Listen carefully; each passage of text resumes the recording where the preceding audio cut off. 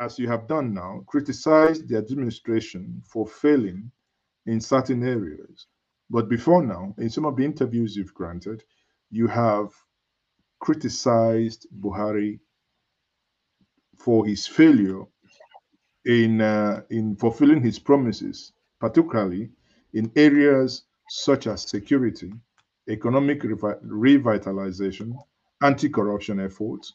Now, would you agree with many Nigerians that Buhari wasted Nigerians' time for 8 years? You see, the problem with Nigerians is, I don't know which type of school they went to.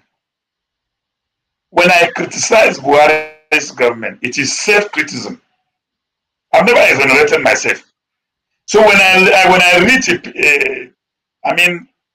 reach people saying, "Oh, you are out of government, that's what you are talking. Oh, you are criticizing Buhari." No, I am criticizing myself too, because I am part and parcel of those who brought Buhari into power. We promised Nigerians, and none of this promise we fulfilled. So I'm not playing saint, but I'm saying that we failed Nigerians. So, you know, people who went to this school of phonetics and they can speak fine English, Queen's English, but there is no sense in it. They don't take time to listen to people when you speak. I'm criticizing a complete system which I am part of the creation. I am regretting that I was unable, alongside fellow comrades that brought the change, to deliver. I'm not saying I did better, no. And that explains why when people ask me, "Oh, what did you do as a minister? What did you do different?" That again is an ironical question from a feeble mind. If the complete system failed, what is my own contribution that will make a difference? Now, that obviously brings us to the, I mean, let's put this in context. Do you agree that Buhari wasted Nigerians' time for 8 years? Is that debatable? It is not debatable. Okay. It's not debatable. You see, unless we are going to be hypocritical,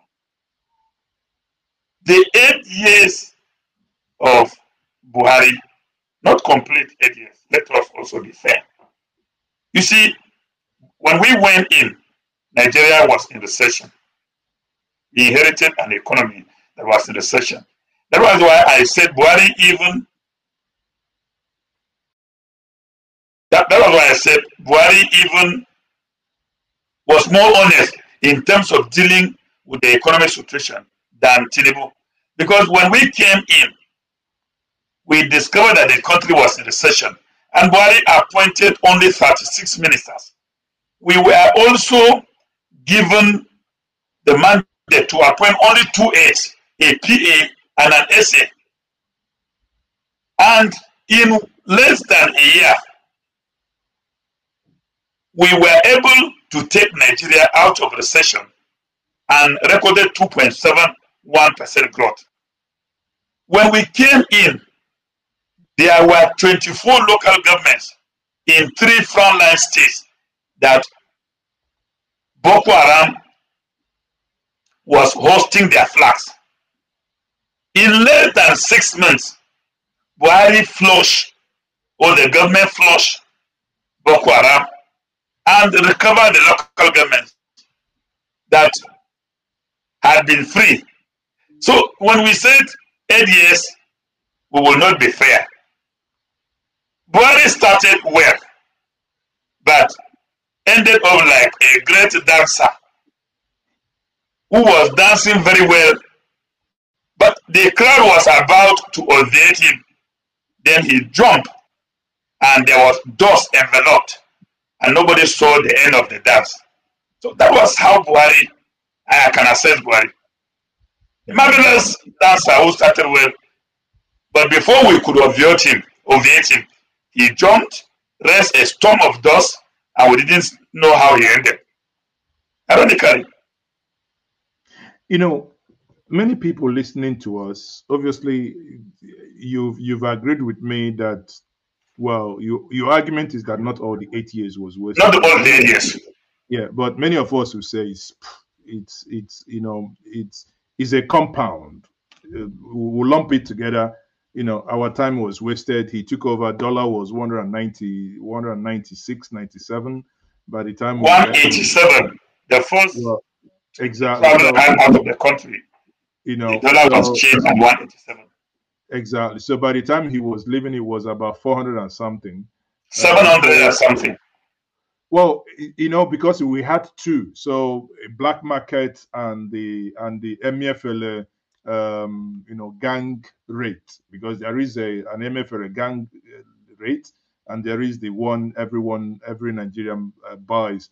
But suddenly, within a space of a couple of months, it doubled. Okay, so nonetheless, how do you feel that the man that sought after you came to Jos, he really brought you out, told you, can we have a political pact? And you agreed and you believed in him. He was the Megaski. How do you feel today?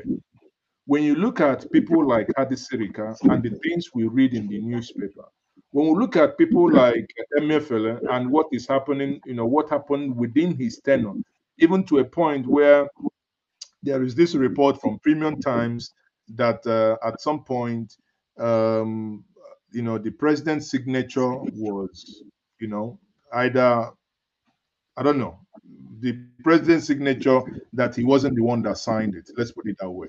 And that even the currency change was not authorized by the president.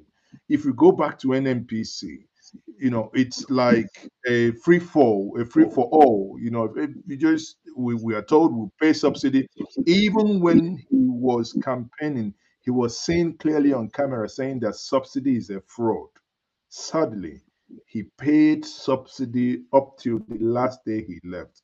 Looking at all this, where do you think these failures come from? Is it from as a person, as the man Buhari, or his inability to,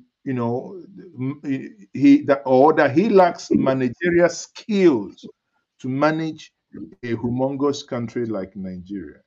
If that is about management, isn't that an indication that he probably shouldn't have contested that initial? Well, I think Buhari, Buhari's presidency is an irony. An irony in the sense that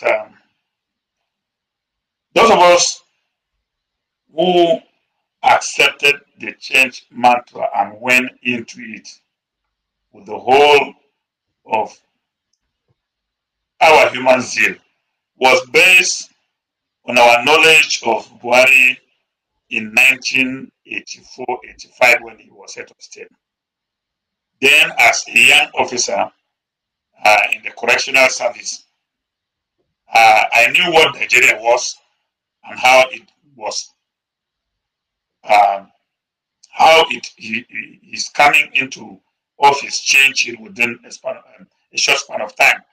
So I was more or less guided by that experience that he was also going to replicate what happened. I will agree to an extent that, or I will postulate that to be an honest and uncorruptible person is not enough to be a good leader. Because the capacity and the political will to translate those virtues into a common good